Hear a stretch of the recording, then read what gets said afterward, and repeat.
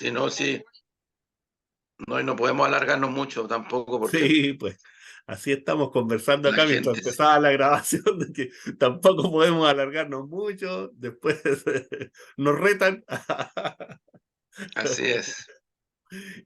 Juan Andrés, ¿cómo estás? Buenas tardes, Hola, noches. buenas Es noches ya. domingo, Buenas es noches, domingo sí. 9, ¿cierto? Es domingo 9 de julio y aquí estamos Intensa. en Crónica Digital analizando la semana política. Juan Andrés, bueno, la semana dura, bien dura esta semana. Durísima, Fíjate que durísima, más a nivel nacional que internacional ha estado dura. ciertamente. Eh, Así es. yo quisiera recoger para partir de inmediato, porque y así no. Fíjate que a nivel internacional está este articulito que viene de Global Times que habla de la expansión de la OTAN en Asia-Pacífico. Eso a propósito de la reunión que viene ahora. Estamos pensando, ¿no es cierto?, en un cierre de ciclo. Viene un conflicto que se arrastra hace rato, el conflicto militar del que hemos hablado mucho, ¿cierto? Y en donde la OTAN se reúne. Bueno, esta es una visión que se entrega desde China, en donde viene y se dice, ojo, no vaya a ser que se quieran expandir para acá, tengan un poquito de cuidado, frenen, porque para nosotros no, eso no va a ser bien visto. Y por otro lado también viene y dice las posibilidades de la OTAN de ampliarse, o sea, hace un diagnóstico ahí, ¿no? De cómo ven la situación. Eh, Desde RT, hace un tiempo salió este artículo, que salió ahora nuevamente, se colocó en el centro, a propósito de lo que plantea Karaganov, que no es cualquier cosa. Él dice que mediante el uso de sus armas nucleares, Rusia podría salvar a la humanidad de una catástrofe global. Este hombre es presidente honorario del Consejo de Política Exterior y de Defensa de Rusia, no estamos hablando de cualquier persona, ¿no? Y lo está diciendo al alero, ¿no es cierto?, de por dónde va la crisis, ¿no? ¿Qué admite autoría del atentado al puente de Kers en Crimea? Eso, ¿no es cierto?, en nuestra crónica digital. Eso como un cuadro, un cuadro de dónde hoy día está este conflicto a nivel internacional, ahora que se acerca esta reunión de la OTAN. ¿Cómo ves tú eso, Juan Andrés? ¿Cuál es tu visión más globalizada, ¿no? Como para entender cómo se viene este escenario.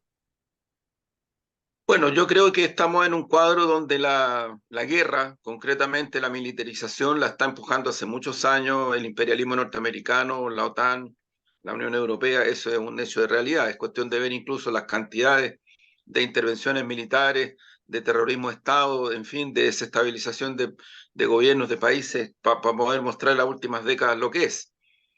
Eh, bueno, y en ese contexto se están cumpliendo 500 días de la guerra abierta en Ucrania, donde Estados Unidos y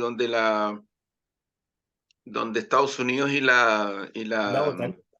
y la OTAN han empujado. Sí. El escenario que hoy día existe es que incluso medios eh, occidentales, medios pro Estados Unidos, eh, reconocen que la situación es la que es. O sea, en el campo militar propiamente, incluida la llamada contraofensiva, el imperialismo norteamericano, Gran Bretaña, Francia, Alemania, en fin, Europa no ha podido revertir la situación.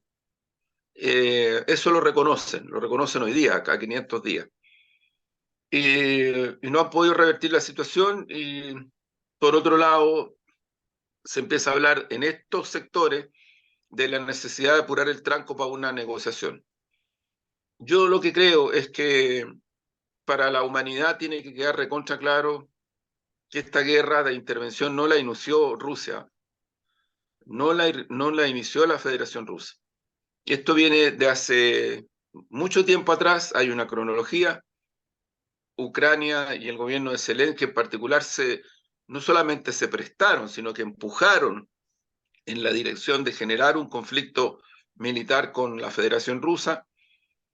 Han levantado las banderas del neofascismo, han jugado un papel muy duro desde el punto de vista del anticomunismo, con masacres mediante, cosa que obviamente a los gobiernos occidentales y también aquí en nuestro país les importa un carajo. O sea, aquí pueden haber masacres de otro tipo, pero cuando se trata de masacres a comunistas no importan. Esa es la verdad, porque nadie las nombra. En ningún análisis aparecen las masacres realizadas por el gobierno de Zelensky a comunistas en Ucrania. No, no aparecen, así de concreto, y existen, son reales. Y por favor, que yo diría incluso tomemos conciencia los que somos comunistas y los que somos de izquierda de este tipo de cosas, ¿no? Bueno, pero en el Asia-Pacífico también pasa lo mismo, lo que está mostrando Omar va en esa dirección, y creo que el imperialismo norteamericano y los aliados europeos y la OTAN siguen empujando al planeta a un callejón sin salida desde el punto de vista militar. Es muy grave la situación. Vamos a ver qué hacen en los próximos días los dispositivos del poder político real para ver qué camino toman y adoptan en relación a Ucrania. Vamos a ver, en estos días se supone que se debía definir una posible asociación de Ucrania a la OTAN. Está esta reunión que tú mencionas. Hay presencia cada vez mayor militar de Estados Unidos en nuestra región. Ahora entraron ya directamente a Perú, tienen varias bases militares en Colombia, en Ecuador, en fin. Lo hemos dicho otras veces, a nuestro país viene seguidito cada mes prácticamente la generala jefa del Comando Sur. O sea, estamos frente a un fenómeno en ese sentido que es real y que tiene una gravedad muy fuerte para la paz, para el multilateralismo, para el derecho internacional.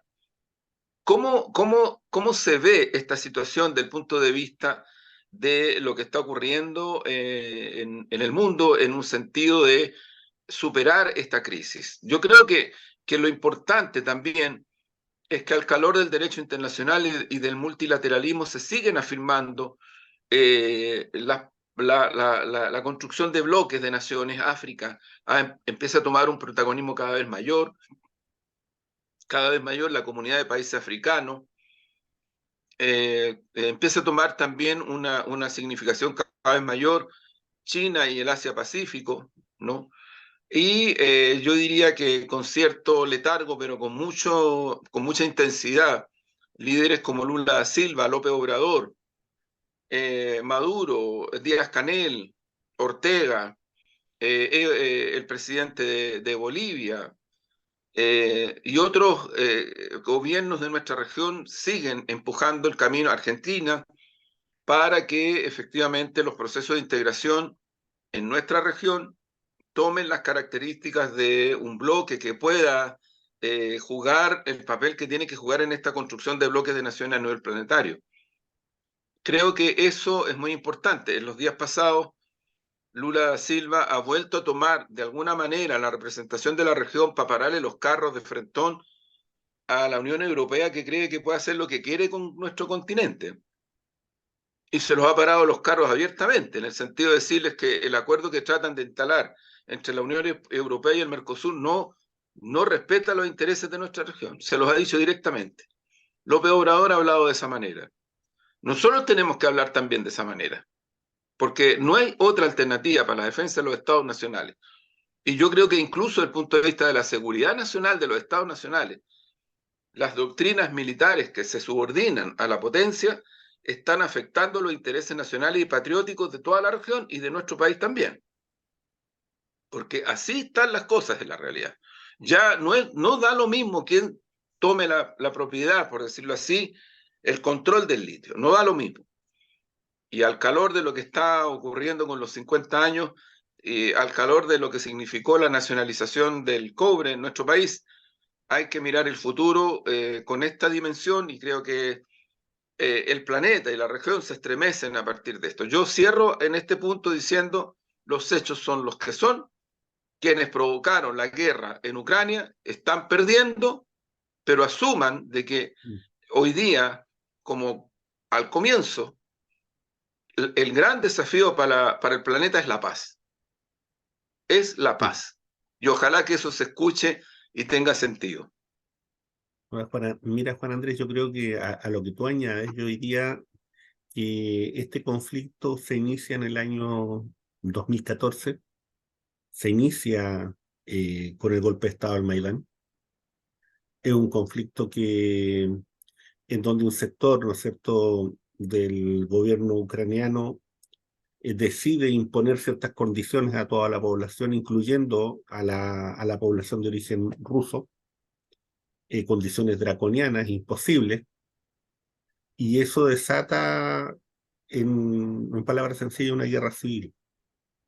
Esa guerra civil se expande. En esa expansión, ¿no es cierto?, participa, en este caso, la Federación Rusa. Ante la necesidad de las provincias que se declaran independientes, producto de este acto tiránico de querer establecer medidas que son atentatorias contra su cultura, contra su lenguaje, en el fondo contra sus modos de vida. Ese es así nace, así nace. Y nace, ¿no es cierto?, por la pretensión de grupos corporativos de poder extender su poder, de poder extender su capacidad de control económico y extenderlo en este caso, ¿no es cierto?, hacia el este. Romper, quebrar la Federación Rusa, quebrar un espacio, ¿no es cierto?, y quebrar un gobierno que en definitiva es un escollo para sus posibilidades de expansión económica. Lo mismo es China, por cierto. Ese es el punto esencial del conflicto. Ese es el elemento esencial del conflicto. A partir de eso se escoge a Ucrania como espacio proxy. Hoy día, ¿no es cierto?, estamos cumpliendo ese número de días del conflicto militar. Y estamos a 2 días de que la OTAN se reúna para hacer una evaluación que esperaban ellos en sentido positivo, con una contraofensiva avanzando, quebrando.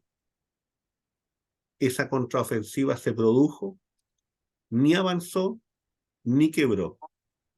Es más, se quedó detenida en el espacio nublado de apenas la primera línea. Ese es el fracaso concreto, esa es la realidad. Eso es lo que hoy día se está viviendo en el campo de batalla. Esta guerra tiene otros componentes, lo hemos dicho también en este programa, tiene componentes económicos, tiene componentes, ¿no es cierto?, desde el punto de vista financiero. A propósito de quiénes son los que están detrás del conflicto. Estos grupos corporativos que además tienen visiones distintas, porque hay algunos que pretenden llegar a un acuerdo en este minuto, pero es un acuerdo que además hay que ver cuáles son las posibilidades reales de ese acuerdo. Ojalá se dé un acuerdo, no sabemos cuáles son las condiciones, pero el que están proponiendo ellos no es tan, yo diría que en este minuto, por la situación político-militar, no es tan favorable para la Federación Rusa, desde mi perspectiva, por la situación que se está viviendo en este momento, porque se pretendía un desgaste económico, un desgaste militar. Ese desgaste económico y militar hoy día está a la inversa. Hoy día son los países de Europa los que están profundamente desgastados. La decisión de enviar bombas racimo no es casual y tiene que ver también con una acción desesperada por el impacto de este tipo de armas, por el impacto principalmente para la población civil, porque estas bombas se fragmentan en muchas bombas. Por tanto, el daño que producen es muy grande. En muchos países están prohibidas. Se usaron en la Segunda Guerra, por cierto. Entonces, ¿qué es lo que pasa? Que hoy día, ¿no es cierto?, la Federación Rusa, y yo diría que el mundo que está observando y quiénes son sus aliados, están viendo cómo se resuelve esta situación. Cómo se resuelve esta situación político, militar y económica. Que no es fácil. Que no es fácil. Ha habido presiones. La presión Ankara ha sido muy fuerte, que significó, ¿no es cierto?, la salida de estos 5 hombres pertenecientes a grupos neonazis Azov, ¿cierto?, que vuelven a Ucrania. ¿Eso trae alguna diferencia en el resultado de la guerra? Ninguna diferencia. Simplemente es un acto desde el punto de vista propagandístico. La presión que se produjo ante la India, y en donde la India rechaza, ¿no es cierto?, ser parte de una alianza económica, porque la India ya tiene un espacio económico donde está, y no va a ser parte de la OTAN tampoco, como alianza militar. O sea, así es como se está moviendo el engranaje en este minuto. Eh, yo creo que la situación es delicada. Yo espero sinceramente que en esta reunión de la OTAN primen los que estén por buscar una salida pacífica, una salida pacífica realista, y realista significa asegurar la seguridad de quienes son los que tienen la capacidad, ¿no es cierto?, hoy día de la capacidad de destrucción. Si es tan simple y sencillo como eso, si estamos hablando de geopolítica, no estamos hablando de moral, estamos hablando de eso. Aquí hay países que tienen capacidad en sí mismos de destruir lo que nosotros conocemos, el modus vivendi, así de claro. Eso, y rápidamente, pues Juan Andrés, vamos a ingresar a, a lo que ha ido rondando esta semana, ¿no es cierto?, en nuestro país. Pues bueno, yo diría que en primer lugar, cómo se ha ido profundizando, ¿no es cierto?, y cómo se ha ido desgranando este proceso de crisis a partir de las fundaciones, todos los nuevos datos que han ido surgiendo, situaciones que son bastante incómodas, ¿no? Y que de repente desde el punto de vista comunicacional tampoco se han manejado de la manera más gentil, diría yo. ¿Cómo ves tú eso desde tu punto de vista? ¿Cómo entiendes que se ha ido Bueno, manejando, cómo se ha ido desgranando esta crisis? sí, Omar, el tiempo que queda, démosle. Mira, Ujú, yo hoy día, si uno mira hoy día, eh, si uno mira hoy día los dos medios hegemónicos del campo oligárquico de la reacción a este país, me refiero con respeto, pero lo que son, en la tercera ujú, y el Mercurio, los dos centran hoy día, domingo, su direccionalidad de ataque sobre el Partido Comunista. ujú, El Partido Comunista es el responsable de que haya salido Patricio Fernández. El Partido Comunista quiere imponer su... Fíjate que ahora son todas y todos víctimas del Partido Comunista, que quiere imponer su visión de lo que significó el golpe de Estado y que poco menos que no quiere la paz, no quiere el diálogo. Es impresionante. Impresionante. O sea, yo creo que si uno mira la tercera y el Mercurio, una buena cantidad de páginas y editoriales están concentradas en esto, ujú. absolutamente concentradas. Y por lo tanto es evidente que aquí lo que se está buscando es una lógica que permita golpear fuertemente a las fuerzas políticas como el PC, que hoy día tienen una posición, una postura, una situación objetiva de incidencia desde el punto de vista de lo que está ocurriendo, y que siguen siendo, yo diría, no el único, pero un factor muy importante de lo que pueda cursar en el cuadro que hoy día existe en Chile, que es de una crisis muy profunda. Yo francamente creo que si alguien a mí me dice que no estamos en una crisis muy profunda, no sé en qué país vive. De verdad, lo digo con todo respeto, pero de verdad. ¿Por qué una crisis muy profunda? Una crisis muy profunda que, como hemos dicho otras veces, los medios hegemónicos hacen las asociaciones, trabajan con una direccionalidad, y entonces lo que va quedando es que la mayoría ciudadana considera que aquí hay un fenómeno de corrupción desatado, que además lo impulsan sectores políticos que crecieron en Chile en los últimos años a partir de una posición moral, que empujaban con mucha fuerza, que incluso yo diría muchas veces pasaron el límite o la frontera de la presunción de inocencia, o del debido proceso, y esto también lo hizo la derecha con la expresidenta Bachelet, y también lo han hecho con otros sectores. O sea, aquí no es solamente, esta es la primera vez que pasa esto, no. Aquí había una judicialización de la política muy fuerte, muy dura. La derecha, que es el sector oligárquico, político, económico, que ha, ha hecho grandes sacadas de garras de los recursos de todo este país, sin embargo aparece interpelando. O sea, también es una cuestión que hay que tener en cuenta.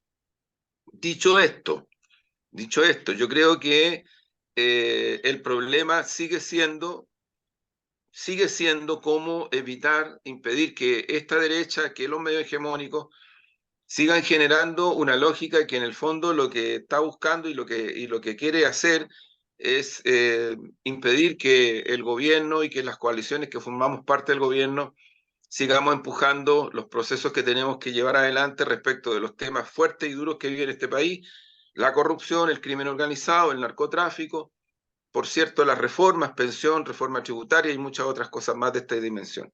Eso es el objetivo. Yo creo que ahí van las cosas, van tratando de enrumbarse en esa dirección. Y creo firmemente que la forma de salir de esto no es con medias tintas.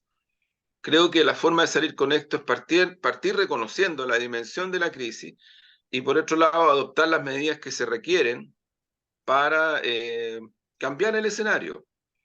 Yo creo que el gobierno ha tomado medidas, pero hay que tomar más y más contundentes, porque el caiga quien caiga tiene que ser una cuestión mucho más concreta de lo que hasta ahora. Hay un componente judicial que está cursando, que no es menor. Yo creo que tendría que demorarse menos, porque ocurre que todas las investigaciones judiciales sobre el hijo de la expresidenta Bachelet, la propia expresidenta Bachelet, la señora Natalia Compañón, duraron años. Y ocurre que lo decíamos el otro día, ninguno de esos procesos, ninguno, en todos estos años de investigación, están concluyendo hace pocos días atrás, establece algún grado de responsabilidad en eventuales delitos de estas tres personas. Es que es muy grave. Y aquí no pasa nada. Entonces, tú puedes acusar a alguien de robar y da lo mismo que el proceso judicial o la presunción de inocencia dé finalmente el resultado que da. Eso ocurre, es real, yo no lo estoy inventando. Ahora, ojo, que cuando hay fenómenos que tienen que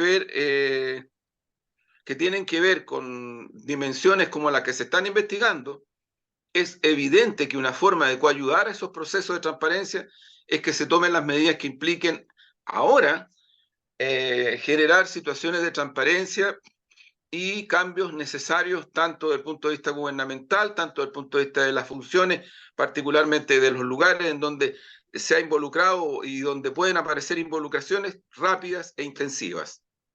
Medidas rápidas e intensivas. Y esto no da como para generalidades ni para moverse así como en el ánimo de la moralina, porque tampoco eso resuelve. Tampoco eso resuelve. O sea, yo creo que cuando estamos hablando de este tipo de cuestiones, estamos hablando de asuntos concretos. Por ejemplo, yo creo que tiene que profundizarse el nivel de medidas respecto de generar las situaciones que permitan que los niveles de transparencia del punto de vista de la gestión de recursos públicos sea total. No solamente parcial, sea total. Todos los lugares en donde aparecen fundaciones involucradas en situaciones de esta dimensión, hoy día tiene que haber una revisión completa, total, de A a Z. Completa. Y tienen que haber los cambios incluso que se requieran en esa dimensión. Cambio, estoy hablando de funcionarios, de colectivos, a todo dar.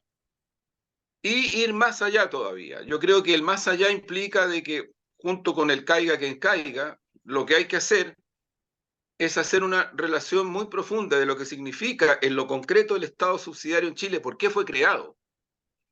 El Estado subsidiario fue creado en Chile por la dictadura precisamente para este tipo de cosas, pues. Si no es que no existe Estado, algunos dirán es un Estado pequeño, otros menos pequeño, pero el problema no es ese, el problema es que en Chile existe Estado. Lo que ocurre es que está al servicio de los grandes intereses de la grande oligarquía y las corporaciones, eso es. Y eso es lo que permite y cede y concede frente a este tipo de situaciones como las que estamos viendo, que no son nuevas. Entonces, lo que hay que hacer es romper con ese Estado subsidiario que en la práctica impide el control, impide la gestión pública. Yo creo que ahí, mira, Omar, a mí me tocó el otro día estar en el 80 aniversario de la NEF. donde se recordó a Clotario Blest y donde se recordó a Tucapel Jiménez, asesinado, degollado por la dictadura de Pinochet. Y la NEF tiene una propuesta muy concreta de lo que significa fortalecer la función pública en este país, en los niveles de transparencia, en los niveles de ejecución, en los niveles de gestión pública. Lo que ocurre es que obviamente bajo la dictadura de Pinochet todo eso se vino abajo y de los 90 en adelante se ha hecho poco o nada. Hay una deuda muy grande, pero más que deuda, porque aquí cuando hablamos eufemísticamente de la modernización del Estado, bueno, hablamos de esto en concreto. La NEF y la CUT tienen propuestas concretas para avanzar con rapidez en esta dirección. Bueno, eso no le gusta a la UDI, bueno, pero por la madre, no le gusta a la gran banca, bueno, pero es que entonces tenemos las manos atadas porque ocurre que no vamos a poder hacer nada que no le guste a sectores que están involucrados y comprometidos directamente en lo que ha sido usufructuar con el Estado subsidiario desde el golpe y de los 90 también en adelante. Yo creo que ahí hay una dimensión de las cosas que es re importante considerar, porque hay una parte muy importante, las últimas encuestas, no solamente la Academ, que salió hace poquito, sino que otras más en estos días, lo que muestran es que la ciudadanía está indignada, y con razón. Hay un cansancio muy Yo grande. estoy indignado, Sí. pues ¿sabes lo que pasa? De que cuando a ti, o sea, uno está indignado porque a los señores de venta que se roban el país todos los días y a cada rato, los mandaron a clases de ética finalmente. Y desde la gran banca operaron sobre el país y sobre la economía. El otro día el señor Fontaine en Sin Filtro me decía, ¿cómo? ¿Por qué dice usted eso? Cuando yo le dije, mira, usted sabe que el 75% de la economía de este país está bajo la propiedad del gran privado. Y ese 75% también es parte del Estado. Estamos hablando de eso. Y entonces cuando hablamos de la gestión pública, y ellos tratan, porque vienen por más. Ellos están utilizando esta situación para todavía sacar lo poco que queda de Estado y de gestión pública. Eso es lo que está pasando en este momento. Por eso desprestigian la función pública, desprestigian a los funcionarios, desprestigian todo aquello. Porque van tras otras cosas, entre otras, bloquear definitivamente. Fíjate el argumento que dan para impedir la reforma tributaria. O sea, ellos dicen, ¿cómo en medio de esta situación de corrupción le vamos a entregar más recursos al Estado? ¿Cómo? Si lo único que hacen es robar, corromperse. Bueno, lo hicieron también cuando se les invitó a la Mesa Nacional para enfrentar el flagelo del crimen organizado, el lavado de dinero, la ruta del dinero, el narcotráfico. ¿Y por qué tiraron el mantel? Porque se querían llevar esto al Parlamento, pero también usaron y abusaron de una medida que en rigor no se justifica en nada, que es acusar al gobierno por los indultos. Eso, oh, gran cosa. Entonces, como indultaron, nosotros no podemos sentar a la mesa. Esas son las cosas que hay que decirle a esta ciudadanía indignada con razón. ¿Qué es lo que está pasando? Porque la ciudadanía se confunde y no logra captar este tipo de cosas. No alcanza, no tiene los elementos. Fíjate que yo soy muy enfático en esto porque creo que aquí hay una ausencia muy grande de trabajo de comunicaciones, de debate de ideas, de ir para adelante con estas cosas que son certezas que tenemos y que es necesario compartirlas con la ciudadanía. Porque la ciudadanía se va construyendo cuestiones que son las que son y son muy reales. O sea, hoy día la ciudadanía no acepta, y con razón, que la gestión pública en el ámbito de fundaciones concreto siga como está. Sí.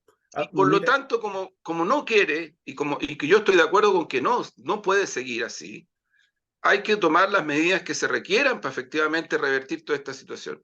Yo ahí siento que todavía falta por hacer y no poco, y por otro lado, aquí hay un plan. Aquí hay sí, un plan. Y tú frente a un plan tienes que tener un plan. sí. Porque si no es pura reacción. Y Pura el plan, reacción. y el plan de una u otra manera en algunos medios de comunicación se ha ido desarrollando y se ha ido implementando. De uno u otro modo, se establece como una línea de hacia dónde se va. Entonces, a mi juicio, lo que está ocurriendo es que evidentemente aquí ha quedado al desnudo una situación de una forma de hacer funcionar el Estado. Lo hemos dicho en algún programa, uno o dos programas anteriores. Y esta forma de hacer funcionar el Estado tiene que ver, ¿no es cierto?, con generar estos brazos Estos brazos que no tienen responsabilidad directa, estos brazos, ¿no es cierto?, que se hacen con boleta, estos brazos, ¿no es cierto?, que significa tener, insisto, un grupo de profesionales ligados al Estado a críticos, porque funcionan al alero de lo que el propio Estado les facilita en términos económicos. Por tanto, ahí no puede haber crítica, por razones obvias, porque tiene que ver, ¿no es cierto?, con su sustento. Entonces, tenemos por una parte eso. Tenemos por otro lado, ¿no es cierto?, una arquitectura política que también funcionó al alero de las fundaciones y por tanto, ¿no es cierto?, en una lógica, ¿no es cierto?, de autofinanciarse a través del Estado y a través también de la empresa privada. ¿Por qué no? Si hay fundaciones que también están en eso y que cumplen una labor ideológica. Porque de repente viene y se dice, pero aquí hay fundaciones que tienen elementos ideológicos. Está bien, no digo que no sea así, pero hay otras que también lo tienen. O el CEP, ¿qué es lo que es? O la Fundación Jaime Guzmán, ¿qué es lo que es? U otras, de otro tipo, ¿qué son?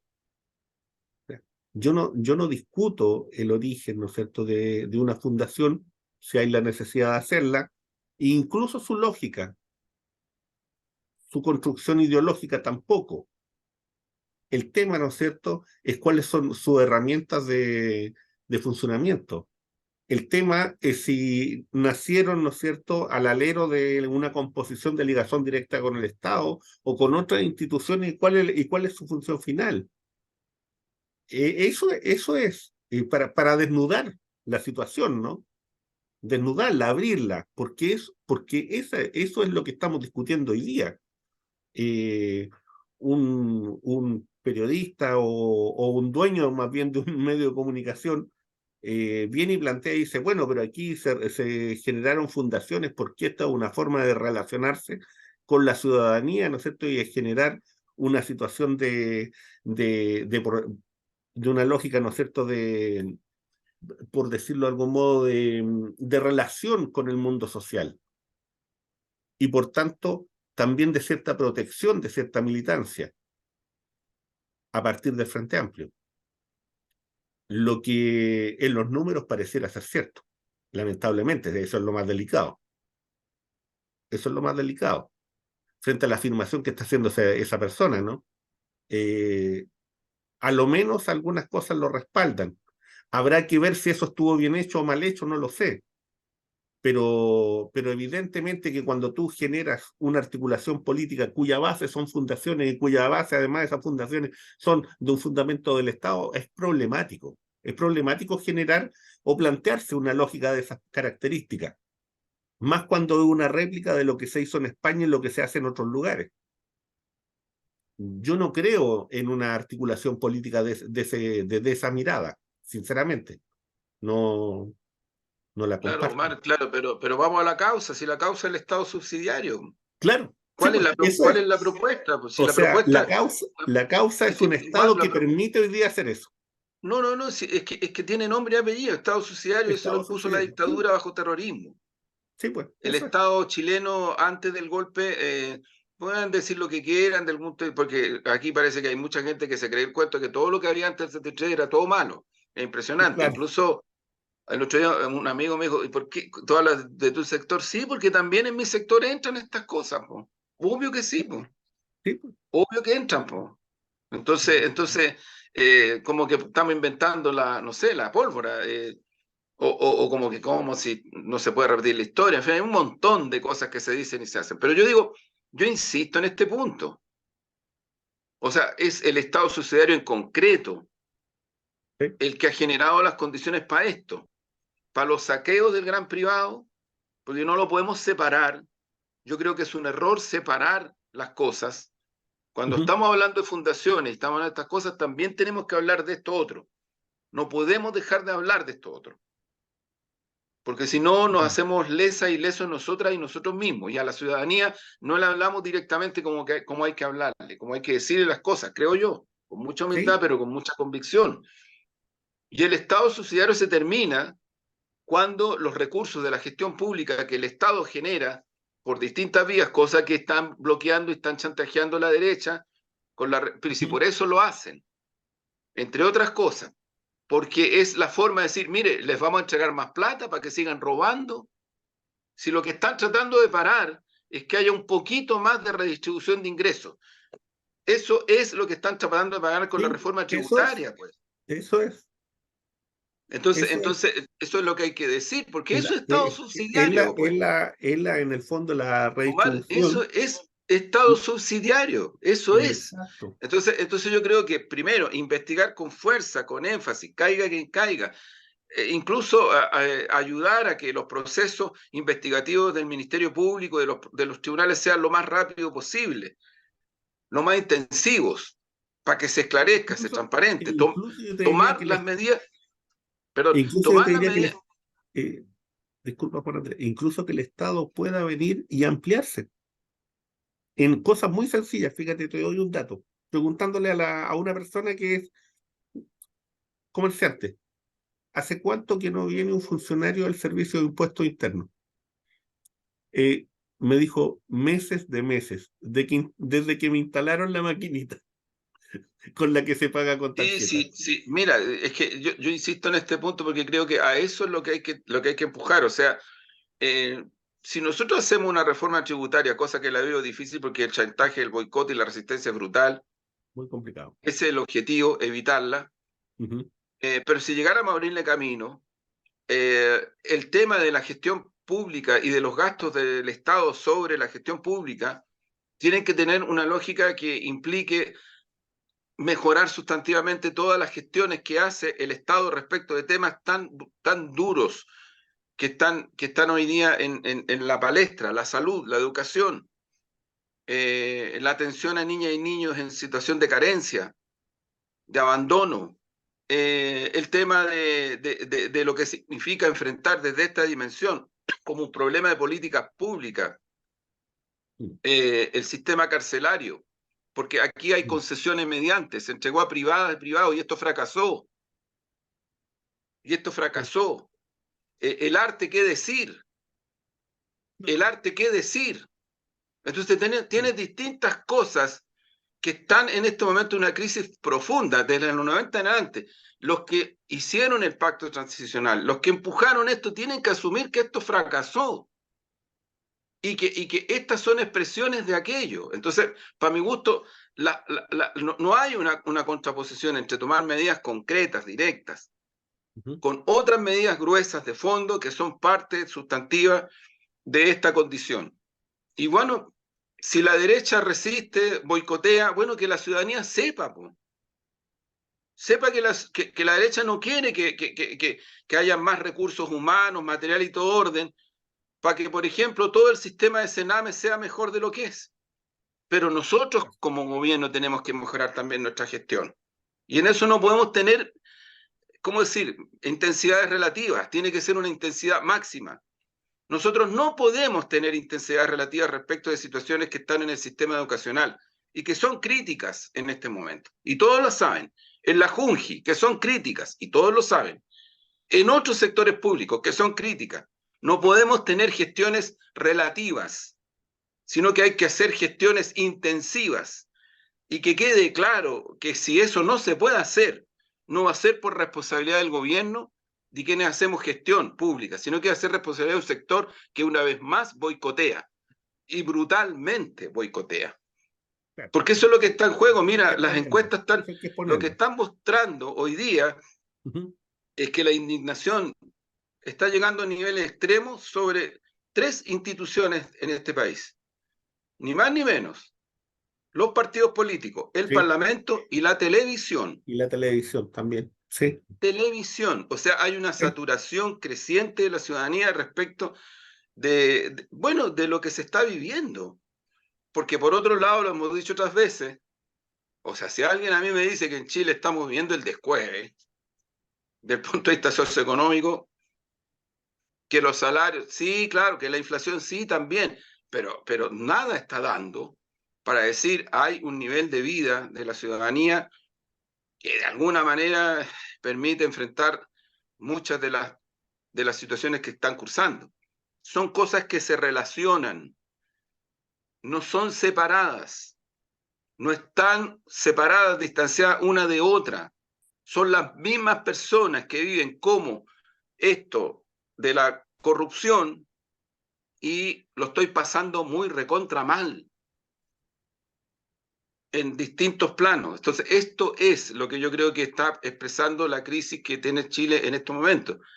Y bueno, también digo, si hoy día Macaya dice, la UDI está no solo dispuesta, sino que está empujando un acuerdo con republicanos. Ya lo dicen públicamente. Se acabó este Puesto. cuento de que las derechas, y esto no tiene nada que ver con dialogar o no dialogar.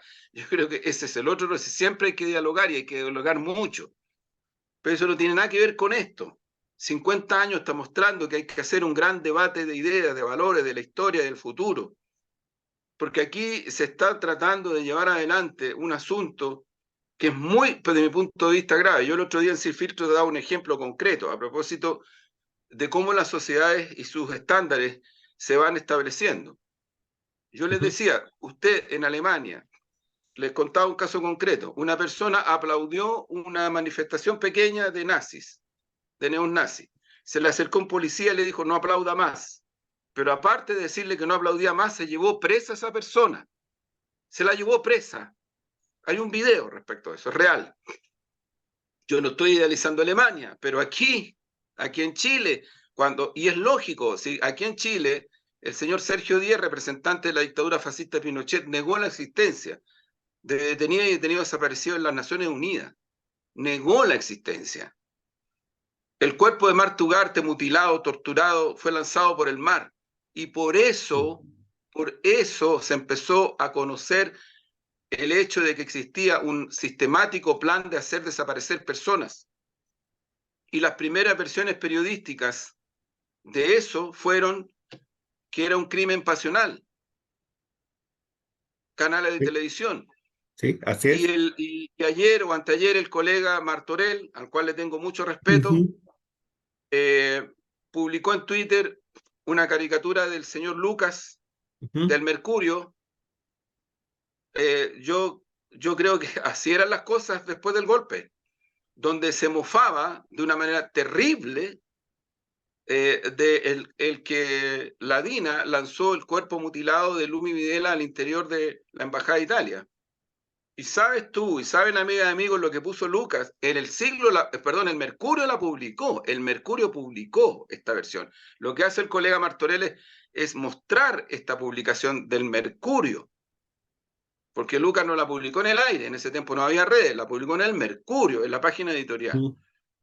Aparecía un cañón como los que se usan en los circos, que disparaba el cuerpo de una mujer y que pasaba de la calle a la embajada. Y ese no fue el único caso de terror, pero tampoco fue el único caso de cómo la prensa, la política, los políticos, las políticas, la dictadura trabajaron durante todos esos años para estigmatizar al enemigo que ellos consideran que había que no solamente derrotar, sino que simplemente aniquilar, de hacer desaparecer, destruir, punto. Y eso fue lo que intentaron. Entonces, ese es un punto respecto de los 50 años.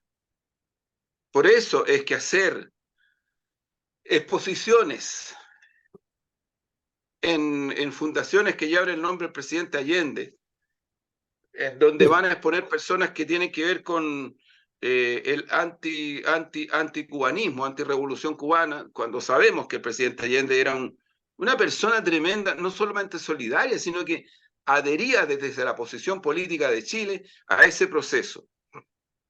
En ese ámbito hay un debate en Chile abierto, crudo y cruel. Crudo y cruel. Pero hay otro, pues. Hay otros que quieren hacer aparecer como que aquí había una crisis de tal magnitud, nos volvimos locas y locos todes, entonces el golpe es producto de esa locura. No, pues, el golpe fue producto de una acción militar fascista, oligárquica, imperialista, Estados Unidos, que empezó muchos años antes. Por eso matan al comandante en jefe del ejército, al general René Schneider, un comando de Patria y Libertad y de la CIA. Y esto no lo dice Andrés Lago, lo dice el documento que publicó el Ejército de Chile hace unos meses atrás y estaba en el portal. y lo bajaron, pero alcanzó a estar publicado.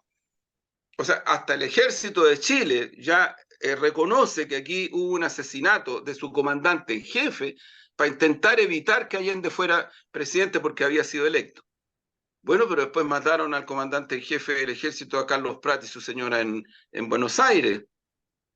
O sea, usted sabe que casi no existen ejércitos en el mundo donde se haya asesinado así a su comandante en jefe. Bueno, ese es Chile, esa es su historia real, esos son ellas y ellos. Entonces, ¿qué es lo que están buscando? Crear la idea de que aquí había tal crisis de que finalmente el golpe de Estado era poco menos que necesario. Y eso es falso porque ocurre que fue ese asesinato, después hubieron varios intentos militares de tomarse la moneda, eso no fue solo el 11 de septiembre, hubieron atentados, y el presidente Allende, en diálogo con el cardenal Silva Enríquez, con Patricio Elwin y con otros más, abrió paso e intentó abrir paso a una salida política a la crisis. ¿Y cuál era esa salida? Convocar al pueblo a un plebiscito. Eso es lo que hace que el dispositivo golpista adelante el golpe. Nunca les interesó buscar una salida política a la situación. Nunca, nunca. Entonces, esa es la realidad. O sea, frente a eso, que lamentablemente no es solo una cuña, es un proceso. Quien había sido encargado por el gobierno para llevar adelante tamaña tarea, yo creo que simplemente él, no sé, tiene otra visión, intentó imponer esa visión, la reacción de las agrupaciones, porque no es el Partido Comunista, no se equivoque, amiga y amigo. Aquí la carta la firmó la CUT, la firmó la NEF, la firmaron varios parlamentarios del Partido Socialista, la firmó la Comisión Chilena de Derechos Humanos, la firmó la agrupación de familiares de ejecutados y ejecutados, de detenidos y detenidos, la firmaron muchos sitios de memoria, la firmó prácticamente todo el campo de la defensa de los derechos humanos en Chile, cosa que no había ocurrido hace muchos años. Entonces, claro, cuando el Mercurio, cuando la Tercera le ponen que hoy día el Partido Comunista, con nombre y apellido incluso, nos ponen ahí. Sí, sí, sí, Somos sí, los lo que veo. estamos en la oposición al presidente Boris. Cuidado, Claro. cuidado. Pues fíjate, Juan Andrés, que incluso han habido artículos bastante duros en relación con eso y que, bueno, que ameritan también una serie de respuestas, ¿no? Yo rescato uno que son los derechos humanos y sus dueños, de Rafael Gumucio, que lo publica no por casualidad en El País de España. Y fíjate que me llama la atención en ese artículo, el primero es la categoría de Sí, dueño de los claro. derechos humanos, por tanto la categoría de propiedad, y por tanto bajo la categoría de propiedad, ¿no es cierto?, esta dimensión neoliberal también instalada ahí, Así es. que también la entiendo, ¿no es cierto?, como una Falta, provocación. oye, falta decir que los derechos humanos se consumen. Claro, que lo entiendo como una Claro. provocación literaria, pero entiendo también que incluso cuando uno hace provocación literaria, hay algunas de buenas y hay otras que son de mal gusto, y hay algunas que son más logradas y otras que son menos logradas, y yo diría que esta es de la peor lograda. ¿Y en qué sentido lo digo? Porque ante esa agresión en el fondo que se está estableciendo ahí, uno podría decir, bueno, ya está bien, aquí pareciera ser que hay dueños de algo que por tanto tienen un patrimonio, ¿no es cierto? Perdón, ¿cuál era el patrimonio de Ana González? 4 familiares detenidos desaparecidos, ese era su patrimonio. ¿Quién se va a hacer Sí. cargo de ese patrimonio? ¿Cuánto cuesta ese patrimonio? ¿Quién se pone en los zapatos de ese patrimonio? O sea, si vamos con eso, ¿no? Sí, pues hay una cantidad Entonces, muy entonces, grande entonces, de esa, detenidas. entonces esa situación hace, ¿no es cierto?, que la alegoría sea poco feliz. Pero no solamente esa alegoría, sino que también el hecho de que cuando se usa la lógica de la familia y de la familia en el estilo siciliano y por tanto de la familia en el estilo de mafia. Perdón, ¿cómo se articularon los familiares de detenidos desaparecidos? ¿Cómo se articularon los familiares de los ejecutados políticos? ¿No fue a través del dolor? ¿No fue a través de la frustración de que no volvían? ¿No fue a través de la frustración de la desinformación, de la mentira, del no ser escuchado? de ser violentados una y otra vez, y en donde tuvieron que organizarse, y en donde tuvieron que sacar fuerzas de flaqueza para venir y tratar de obtener la poca verdad que se ha obtenido. Y a eso, Rafael, le llamas tú una instancia mafiosa. Yo creo que hay que tener un poco de cuidado. Yo le tengo respeto siempre a los escritores, pero hay que tener cuidado. Pero, sabes, sí, Hay que tener sabes, cuidado. Omar, que lo que ocurre, yo creo que aquí, lo que, como muchas otras cosas, cuando yo hablo de crisis, hablo de una crisis Sí. multifacética, histórico-política, una cosa, creo yo, más profunda de lo que se ve. Eh, Porque aquí ocurre de que un pacto transicional que se hace con el que encabezó el golpe, el terrorismo de Estado, y que se puso como una condición sine qua non, como casus belli, en el sentido de que no Sí. había otra alternativa, y los que nos oponíamos a esa alternativa éramos antidemocráticos, no queríamos la paz para Chile, no buscábamos el término de la odiosidad, de la violencia, de la desigualdad, de todo. O sea, había una descalificación brutal al mundo de la izquierda que expresó su desacuerdo con ese pacto transicional. Ujú. No, su desacuerdo, porque, ojo, fue primero un desacuerdo planteado así. Pasaron algunos años, y en el caso del Partido Comunista, por ahí por el año 92, si no me equivoco, el Partido Comunista toma la decisión de expresarse como oposición al pacto transicional. Así como también el año 96, amigas y amigos, producto de la derechización, de la tendencia que ya se venía y que se observaba, el partido encabezado por Gladys le propone a la Concertación un acuerdo para evitar que esa derechización continuara. Ese es el sentido profundo de la propuesta política que hace el Partido Comunista el año 96. Y miren dónde estamos ahora. O sea, alguien a mí me puede decir, vuelvo a repetirlo, no quiero ser majadero. ¿Acaso no existe la posibilidad de que la derecha, Kass, Matei, todo este mundo, lleguen a la moneda, controlen el Parlamento, tengan una elección en el municipio que les sea expectante, porque ya tuvieron el rechazo y ya tuvieron las elecciones posteriores? Cuidado, miremos la realidad. Si esto no es para asustarse ni para hacerse araquiri, es para mirar la realidad. Esa es ¿Sabes la lo? historia política. Y fíjate, perdona Omar, déjame Sí, terminar. no, Lo dale. que ha ido abriendo camino a la posibilidad de una alternativa democrática soberana en Chile, junto con las elecciones, que yo no disminuyo la importancia que tienen, pero lo que ha ido abriendo camino es la revuelta popular y obrera, el estallido, el multitudinario 2011, la revolución pingüina, los paros y movilizaciones de trabajadores y trabajadores, de comunidades mapuches, de feministas, de medioambientalistas, territorialistas, el agua, y suma y sigue. Claro, lo que pasa es que el pacto transicional tenía un rasgo. El rasgo impuesto por el imperialismo yanqui era aquí no más plebeyada en las calles, pues. No más, se acabó. Se acabó. Aquí la élite se pone de acuerdo, por un lado Pinochet, por el otro lado quienes estaban, y se ponen de acuerdo y cogobiernan. Y cogobiernan bien, porque les vamos a dar el respaldo para que cogobiernen bien. Y durante la década de los 90, ese es el rasgo pertinente del pacto transicional. Ese es el rasgo pertinente. Todo lo que se hizo ahí fue malo, no, pero ese es el rasgo político esencial, táctico y Ujú. estratégico. Ese es el rasgo político y fracasó porque la desigualdad, la fragmentación, la construcción de etos ciudadanos, las relaciones internacionales, las carencias. Bueno, estamos donde estamos, no es solamente producto de la pandemia, esto venía de antes. Todo lo que menciono es antes de la pandemia. La dependencia subordinada a los poderes de las corporaciones transnacionales, la pérdida de soberanía, la ausencia de valor agregado, la ausencia de un proyecto de desarrollo nacional, soberano, nos están pasando la cuenta. Y duro y fuerte, y eso es lo que tenemos que impedir, pero la causa está ahí.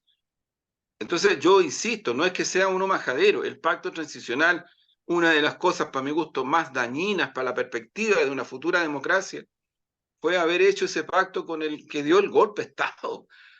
Yo digo, me pongo en la cabeza de gente que dice, bueno, pero ¿por qué cuestionan tanto si cuando nosotros hablábamos de que llegó la democracia en los 90, un sector a lo menos de este país que era gobierno, decía que llegó la democracia y nos tenemos que entender con Pinochet, y se entendieron con Pinochet?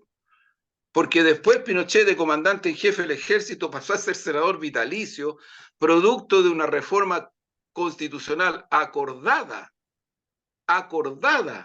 por estos dos sectores. Entonces yo creo, Omar, que los presentes referenciales, como dice Van Dijk y como dicen otros, se construyen desde la historia.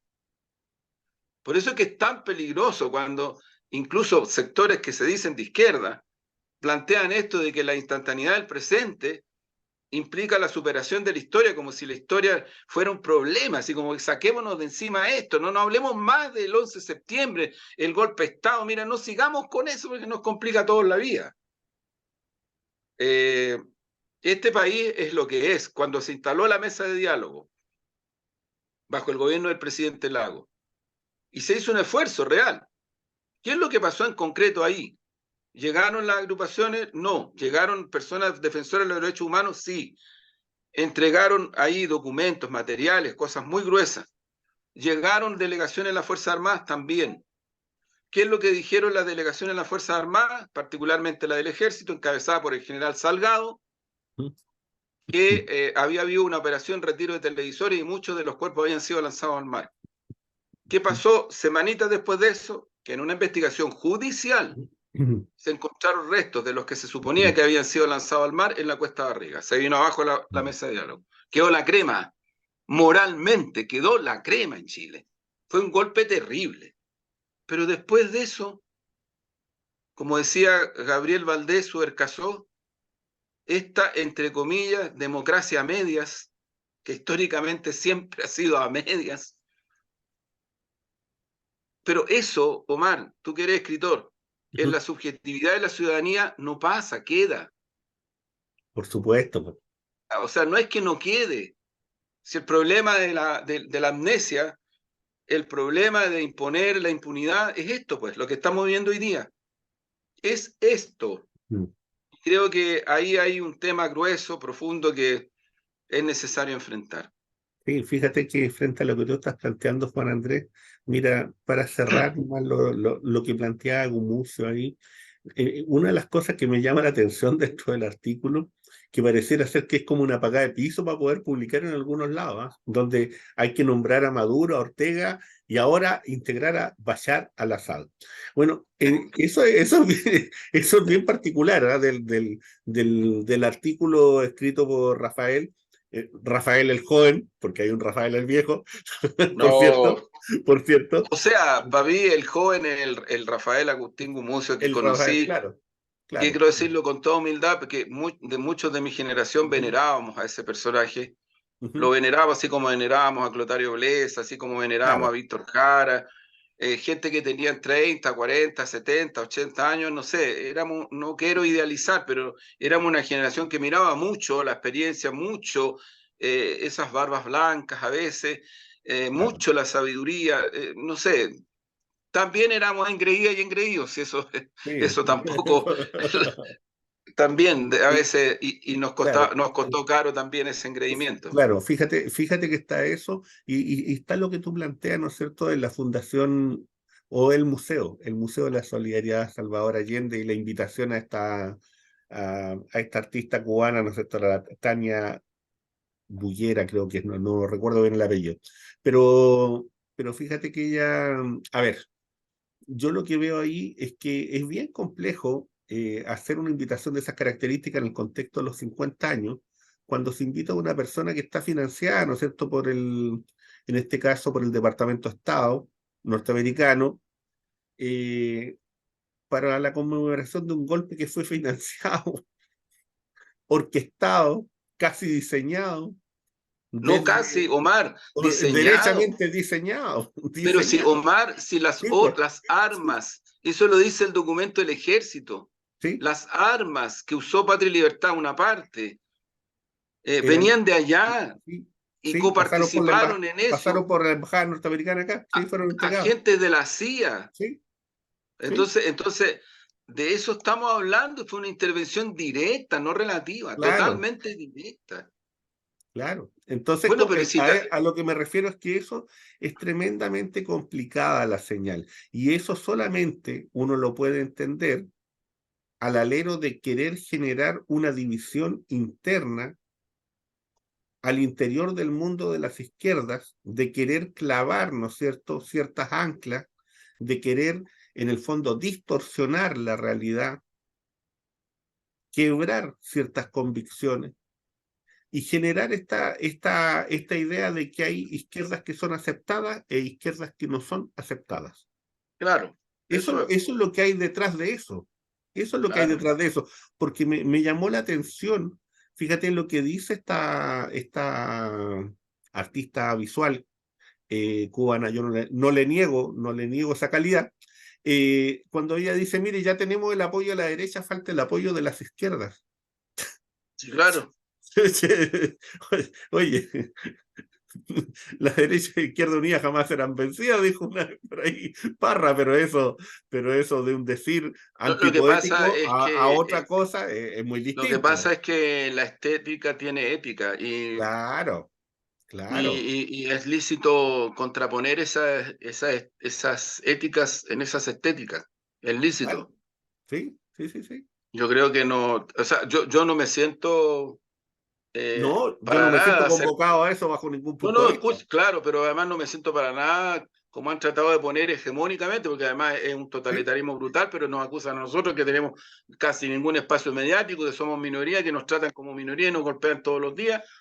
Pero esos sectores hegemónicos se victimizan, impresionante cómo se usa el método de la victimización en Chile para golpear y para atacar a tu adversario, impresionante, ¿eh? Ojo, sí, es no, no, impresionante. no, sí, Bueno, sí, pero sí. ahora se están victimizando porque nosotros, entonces, lo que queremos es imponer una visión de los 50 años y O sea, apropiarnos de los derechos humanos. Nosotros queremos imponer que no presente sus obras de arte una persona.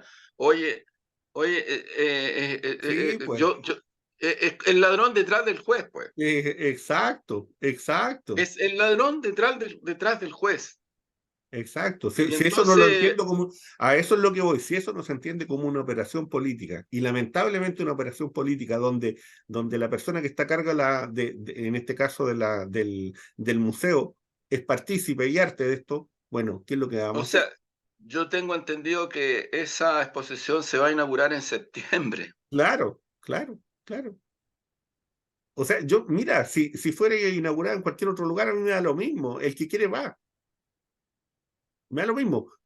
Pero es en el Mira, museo, pero es en el Museo de la Solidaridad Salvador Allende, pero por yo, favor. yo, yo creo que es lícito que alguien diga yo estoy de acuerdo con Salvador de tales cosas y con otras no. Sí, Pero está bien, eso yo lo entiendo, es parte del debate, del es parte del pluralismo, de debate. la democracia. Ok, pero lo que no puede ser es que no se hable o que se hable de Salvador Allende omitiendo o negando el compromiso que Salvador Allende tenía explícito en sus acciones, en su relato, en todo, respecto de el papel fundamental de la clase obrera en los procesos de emancipación y el socialismo.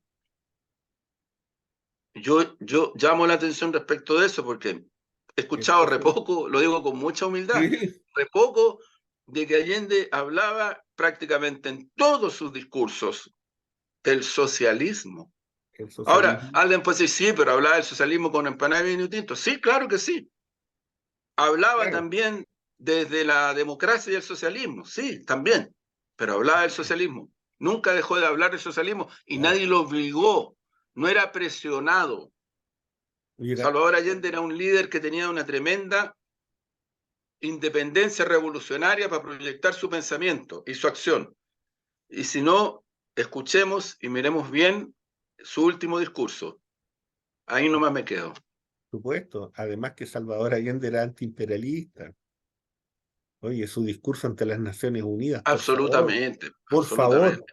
Entonces, a eso es lo que voy. O sea, tú puedes venir y plantear lo que tú quieras, pero estás en una instancia que por lo menos tiene que respetar lo que el tipo creyó y de lo que el tipo estaba convencido. A lo menos. Mira, yo me recuerdo que aquí, para cuando se trasladaron los restos de Salvador Allende al cementerio general, Ujú. hizo un discurso el primer ministro de Francia. Mm. Y el primer ministro de Francia dijo: Salvador Allende murió con un fusil en las manos defendiendo la democracia. Quedaron todos así. Sí, Y eso fue un hecho real. sí. Así fue. Así Así fue. fue tal cual. Tal Sí. cual. Bueno, bueno, Juan Andrés. Bueno, Vamos esperamos cerrando, el, vamos esperamos el cerrando poema. hoy, luego de una conversación entretenida y fuimos intercambiando algunas cosas. Invitar a quienes ven y escuchan este programa, ¿no es cierto?, a que vayan al Café Crónica Digital, ahí en Plaza Brasil, a que aprieten la campanita, pues se suscriban al canal, agradecer las visitas, los comentarios y eso. Y para terminar, pues, un poemita a propósito de todo lo que hemos conversado. Cortito, ¿eh? Bien cortito. ¿Qué dirías, Salvador, ante la oscuridad que se extiende? Y tú, Beatriz, por los que cargan la soledad desoladora de la felonía. Una cosa es segura, ellos sí saben lo que hacen. Muy Así bien. es. Chau, chau. Nos vemos. Chao, Omar. Un abrazo. Chao.